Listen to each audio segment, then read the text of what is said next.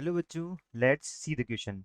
A wire which passes through the hole in a small bead is bent in the form of a quarter of a circle. The wire is fixed vertically on ground as shown in figure. The bead is released from near to the top of the wire and it slides along the wire without friction. As the bead moves from A to B, the force it applies on the wire is हमको चार option दिए हैं always radially outward radially inward radially outward initially and radially out inward later और चौथा option है radially inward initially and radially outward later. तो अभी हमको क्या दिया हुआ है यहाँ पर एक बीट दिया हुआ है ठीक है। तो ये स्लाइड करता है इसके वायर के ऊपर ठीक।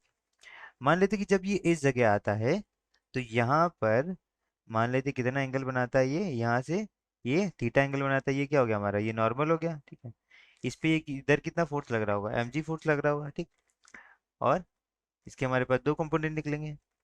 तो हम मान लेते हैं कि v जो है वो स्पीड ऑफ बीट बीड है। Let v is equals to क्या है स्पीड ऑफ बीड है ठीक। तो सारे फोर्स जो लग रहे हैं बीट पर वो क्या रहे कंजर्व रहेंगे।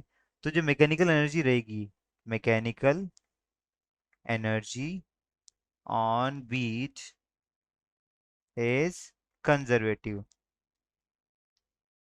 या कंजर्व्ड रहेगी ठीक है। वो क्या रहेगी यहाँ पर कंजर्व्ड रहेगी।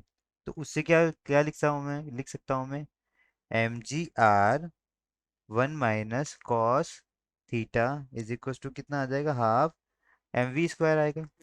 अब यहाँ से देखो जो इसका इसका जो ये रेडियली इनवर्ट जो कंपोनेंट होगा ना इस फोर्स का वो क्या प्रोवाइड करेगा सेंट्रीपिटल एक्सीलरेशन प्रोवाइड करेगा इसको ठीक है।